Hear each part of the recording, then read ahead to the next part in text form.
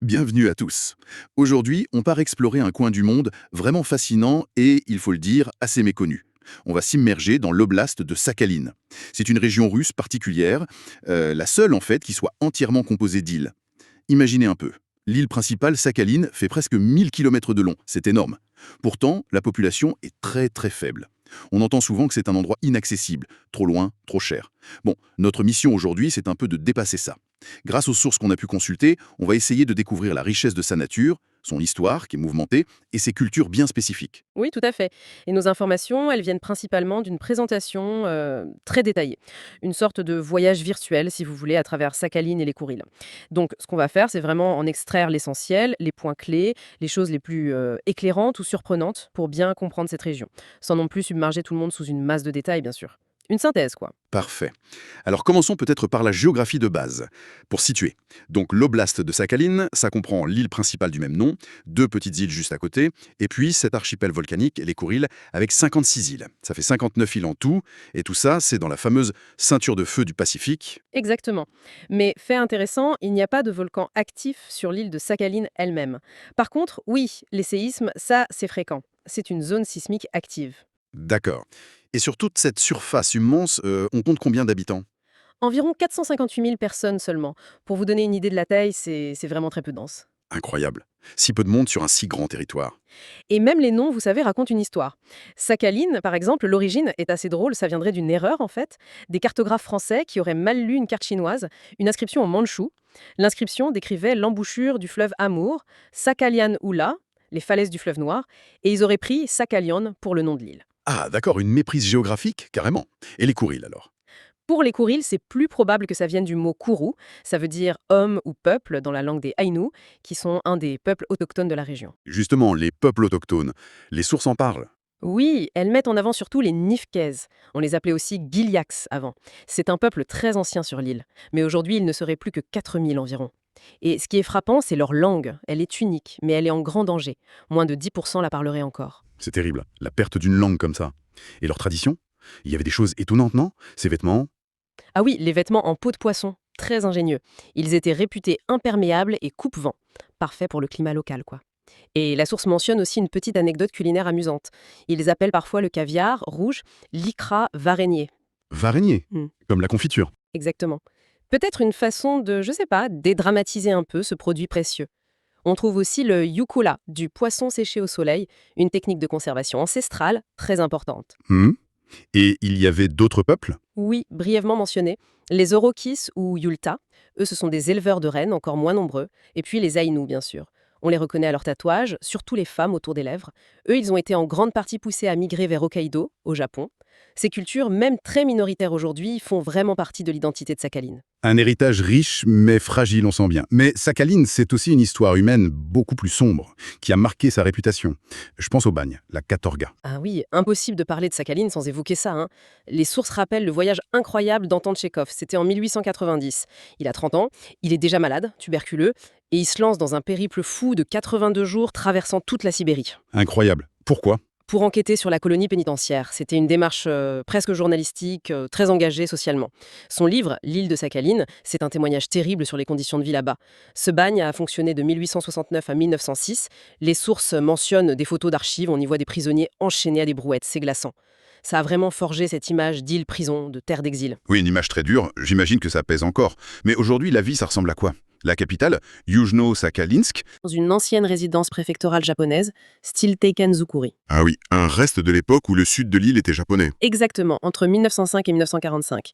La ville s'appelait Toyurara.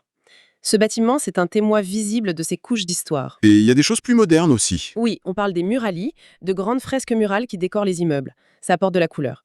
Et puis le complexe Gornji Vosdour. Ça veut dire aire de montagne. C'est une station de ski juste au-dessus de la ville. L'été, c'est pour la rando, avec de belles vues. Donc oui, une ville entre histoire, nature et, disons, une certaine tranquillité. Et justement, côté nature sur l'île principale Sakhaline, qu'est-ce qui est incontournable selon les sources? Alors, il y a un lieu qui revient souvent. C'est le lac Boussé. C'est une lagune, en fait, reliée à la mer d'Okhotsk. Et c'est une sorte de garde-manger géant. À marée basse, on peut y ramasser des oursins, des crabes, des pétoncles et surtout des huîtres géantes, hein. paraît-il parmi les plus grosses de Russie. Ah ouais, carrément. Ça doit attirer du monde, ça. Bah oui, et c'est là le problème. Les sources soulignent que sa popularité, le surtourisme, menace cet écosystème très riche, mais fragile. Le paradoxe classique, quoi. Le danger de la beauté. Et un autre site naturel marquant, le Cap Vélican, peut-être. Oui, Cap Vélican, au sud-est, très spectaculaire. Imaginez des arches rocheuses immenses sculptées par la mer et le vent, qui se dressent face à la mer d'Okhotsk. Des formes vraiment monumentales. C'est puissant comme paysage. Sakhaline a aussi l'air d'avoir des curiosités un peu rares, étranges. J'ai noté ce truc de gigantisme végétal. Les plantes deviennent géantes. Ah oui, c'est assez étonnant.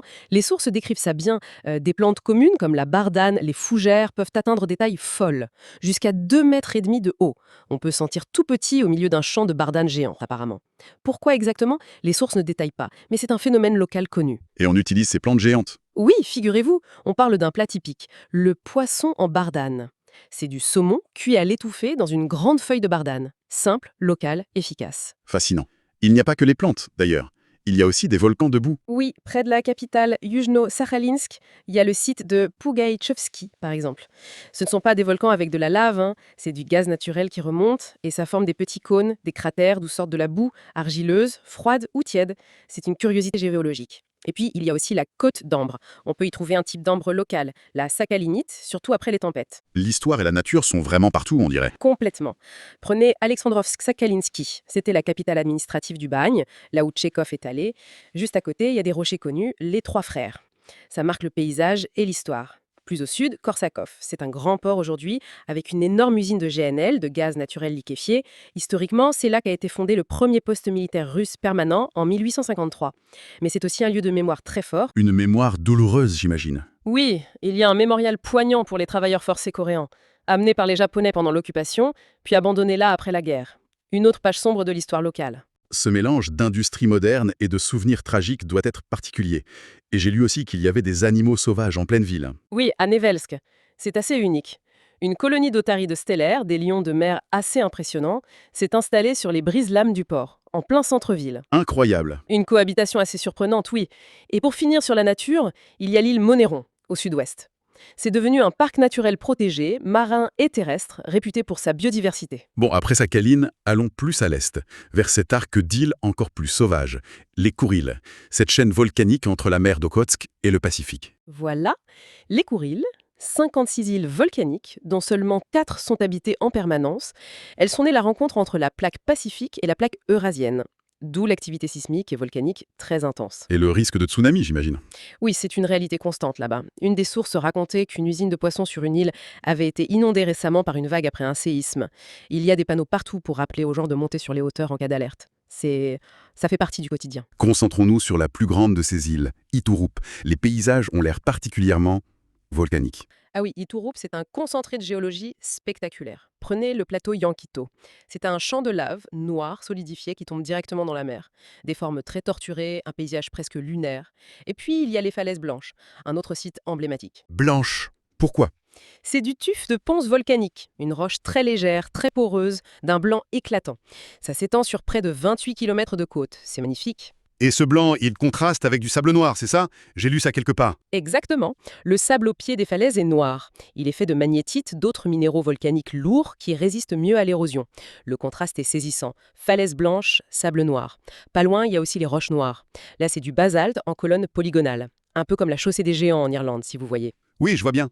Et le volcanisme, il est encore bien actif? Il y a cette histoire de rivière bouillante. Tout à fait. Le volcan Baranski est actif. Il chauffe le sol. À ses pieds, on trouve des sources chaudes, des fumerolles et cette fameuse rivière bouillante. L'eau peut atteindre presque 100 degrés par endroit. On peut y faire cuire des œufs, littéralement. Pas possible. Si. Et il y a des bassins aménagés pour prendre des bains chauds naturels. Le tout au milieu d'une végétation un peu spéciale, comme le bambou des Kouriles. C'est une expérience assez unique, oui. On imagine. Iturup a aussi une histoire marquante, non? La baie de Kasatka. Oui, la baie de Kasatka, elle s'appelait Itokapuwan à l'époque japonaise. C'est là que la flotte japonaise s'est rassemblée en secret avant l'attaque sur Pearl Harbor en 1941.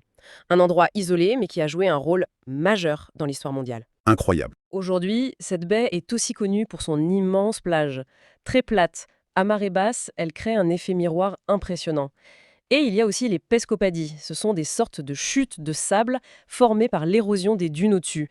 Encore un phénomène naturel curieux. Quelle concentration de choses sur une seule île. Et la vie des gens là-bas sur Iturup, c'est surtout la pêche, imagine. Oui, l'industrie de la pêche est absolument centrale. On pêche beaucoup le colan-lieu, le mintai, comme on dit là-bas, et puis le saumon, différentes espèces comme le saumon rose, la gorboucha. D'ailleurs, les sources décrivent une technique intéressante dans les écloseries. On élève les petits poissons, les alevins, on les relâche, et une partie des poissons adultes reviennent d'eux-mêmes instinctivement frayer directement dans les bassins de l'écloserie. Ah, c'est incroyable ça. Ils reviennent à la maison en quelque sorte. C'est un peu ça, oui. Une sorte de partenariat avec la nature, assez fascinant. Et il n'y a pas que les poissons qui sont spéciaux. Il y a aussi ces chats, sans queue. Ah oui, les bobtails des Kourils. C'est une race naturelle originaire des îles. Ils ont une queue très courte, en forme de pompon. On dit qu'ils sont de bons chasseurs, assez indépendants. Même les arbres sont particuliers, comme le mélèze des Kourils. Ses branches poussent presque à l'horizontale, ça lui donne une forme très reconnaissable. Chaque île a vraiment son petit truc. Un mot rapide sur les autres îles Kouril dont parlent les sources. Kunashir, par exemple. Kunashir, on l'appelle l'île Noire. C'est la plus au sud, tout près du Japon. Elle a le volcan Golovnin. Son nom est lié à une histoire un peu rocambolesque de capture d'un explorateur russe par les Japonais au début du 19e siècle. Un incident diplomatique important à l'époque. Il y a aussi le volcan Mandeleyev. On a installé une petite centrale géothermique à ses pieds. Et le cap Stolpchati. Stolpchati, ça ressemble aux roches noires d'Iturup. Oui, c'est le même type de formation, des colonnes de basalte, peut-être encore plus impressionnantes qu'à Iturup. C'est vraiment un site majeur. Sur Kunashir, on trouve aussi des champs de fumerolles avec du soufre jaune vif qui cristallise un peu partout. C'est très coloré. Et Chicotan, le meilleur endroit, c'est un drôle de surnom? Oui, Chicotan est décrite comme plus douce, moins volcanique, moins abrupte, et surtout elle n'a ni ours ni serpents venimeux. Ah, ça change tout pour se balader. Exactement. Du coup, c'est un paradis pour les randonneurs. C'est peut-être pour ça ce surnom. C'est là qu'on trouve le cap Kraïsveta. Le bout du monde. C'est ça, avec des vues incroyables sur l'océan, évidemment. Plus au nord, il y a Paramushir, la grande île. Elle est dominée par le volcan Ebeko, qui est très actif ces dernières années. Et tout au nord, l'île Atlasov, c'est juste un cône volcanique parfait. Le volcan Alaïd, le plus haut sommet de toutes les Kourils. Et dans toutes ces eaux froides, on peut voir la loutre de mer, le calan, une espèce magnifique qui a failli disparaître à cause de la chasse pour sa fourrure. Cet archipel, c'est vraiment un monde à part, mais c'est aussi, malheureusement, au cœur d'un gros problème géopolitique entre la Russie et le Japon. Ce fameux différend sur les Kourils du Sud, vous pouvez nous éclairer un peu? Oui, c'est un sujet complexe et sensible. Alors, pour essayer de résumer simplement. Au XIXe siècle, la Russie et le Japon ont une influence partagée, avec des traités qui ont essayé de fixer les choses. Puis, après la guerre russo-japonaise de 1905, le Japon a pris le contrôle de toutes les Kourils et du sud de Sakhalin. Tout bascule à la fin de la Seconde Guerre mondiale. En 1945, l'Union soviétique, comme convenu avec les Alliés à Yalta, occupe tout Sakhalin et toutes les îles Kourils. Le vrai nœud du problème aujourd'hui, il vient du traité de paix de San Francisco en 1951. Ce traité devait régler le sort du Japon après la guerre. Et qu'est-ce qu'il dit, ce traité? Alors, dans ce traité, le Japon renonce à tous ses droits et titres sur les îles Kourils et sur le sud de Sakhalin qu'il avait obtenu en 1905, ça c'est clair. Mais, et c'est là toute la difficulté, le traité ne dit pas explicitement à qui ces territoires reviennent. En plus, l'Union soviétique n'a pas signé ce traité de San Francisco, pour différentes raisons liées à la guerre froide qui commençait. D'accord, donc le Japon renonce, mais on ne sait pas à qui, et l'URSS n'est pas signataire. C'est ça. La position russe, telle qu'elle est rapportée dans nos sources en tout cas, c'est que leur souveraineté vient des accords de fin de guerre et que la renonciation japonaise de 1951 est actée. Point. Le Japon, de son côté, ne reconnaît pas la souveraineté russe sur les 4 îles les plus au sud, Iturup, Kunashir, Shikotan et un petit groupe d'îlots à Bomaï.